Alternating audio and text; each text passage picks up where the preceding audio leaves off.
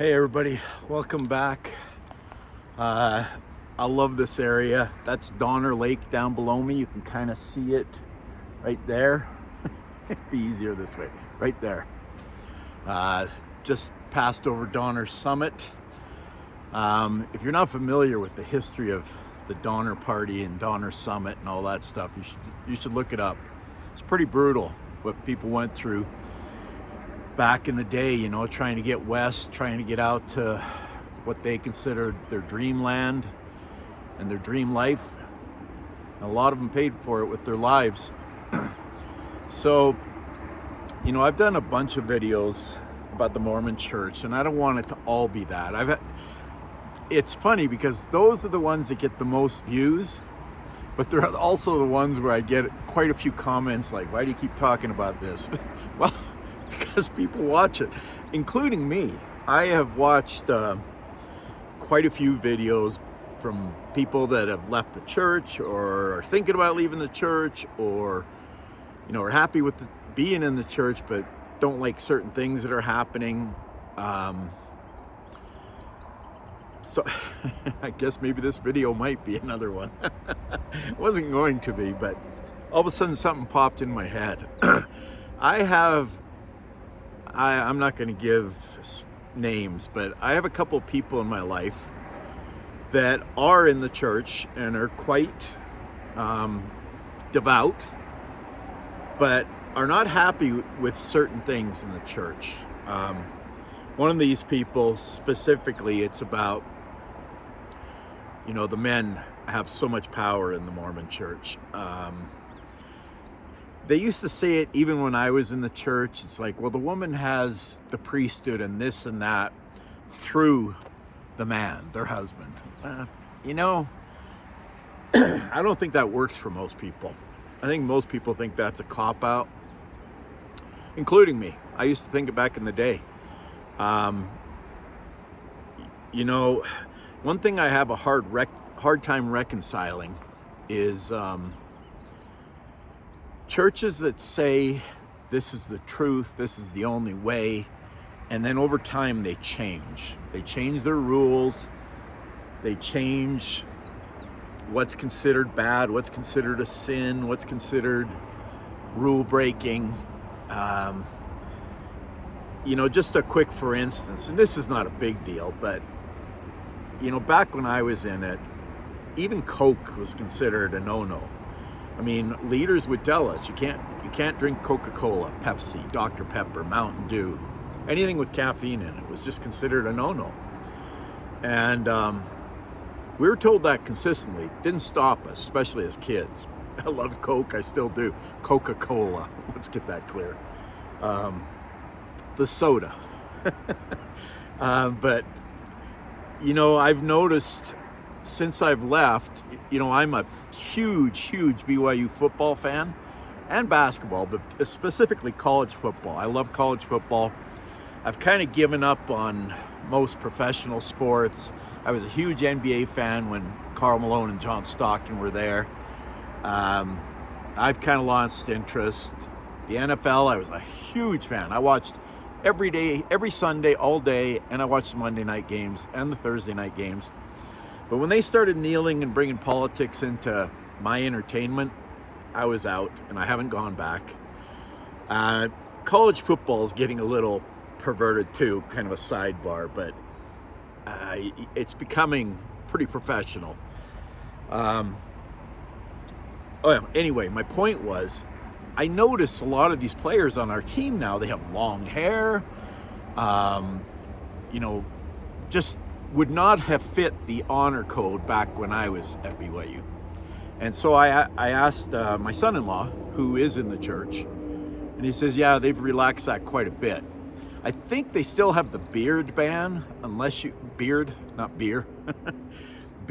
ban, unless you have a medical card. Now that might have changed too, but regardless, I never understood it back then. I told the story about practically getting booted out of BYU because my mustache was below the corners of my mouth. So when they change, it's a conundrum, because I get that if you're a church like the LDS Church and you believe in modern prophets and modern, God talking to these prophets and sending revelation to them, then I guess, you got to also be willing to accept that things can change, but not serious doctrine. That doesn't make any sense to me. Why would God tell them one thing 75 years ago and now it's a different thing? The truth is the truth, right? I mean, the religion is the religion. And I'm not smart enough to know. I just know it doesn't make sense to me. I have had people close to me that have left the church that I wouldn't have guessed in 100 years. If you'd have given me 20 guesses, a couple of these people I'd have said, not a chance. Specifically one, not a chance. He'll never leave. It's impossible. He's going to be a general authority someday. He's going to be way high up in the church. And I think I've mentioned this in previous videos, but about a year ago, it's probably longer than that now, probably closer to 2 years ago, he wrote me and said, it wasn't the exact wording, but it was close to, we've come to our senses and left the church. Just blew my mind, because he's lectured me, not in a mean way, but he's lectured me before about leaving the church and not being part of it. And it'd be like if my dad left the church. I can never, ever see that happening. He's just so strong in his faith, which I respect, and I almost envy to have that much faith in something like a religion. I have faith in certain things. I have faith in my family, my friends, God, just in a different way than they wanted me to have faith. It just, and they're not the only church that does this. Big churches like the Catholic Church have changed doctrine. I think in some parts of actually, I'd be talking out my butt here. I don't know, but I'm pretty sure maybe it's in offshoots from the Catholic Church that there are women priests. Let me know if you know. I know there are Christian religions now that ordain women ministers, priests, whatever you want to call it. I don't have any problem with that. If you're worthy, you're worthy. It's when you're called and you're not worthy and you turn out to be a scumbag, which I've talked about in previous videos. That disturbs me. I have a hard time with that. But I'd like to know your thoughts about what you think about, especially if you're in the church. Listen, I do respect your views, your belief. I don't want to slam on your religion if you're still in the LDS Church. I would like to hear your perspective on that. How do you explain things changing, doctrine changing? Doctrine should be doctrine to me. The Bible, for an example, is pretty much the same as it's been for close to 2,000 years. Now, I have a bit of a problem with the Bible too, because the Bible was written many years after the fact. The Old Testament, that's a whole nother story, but I believe it was Constantine that kind of brought everything together, and then eventually we got the King James version of the Bible.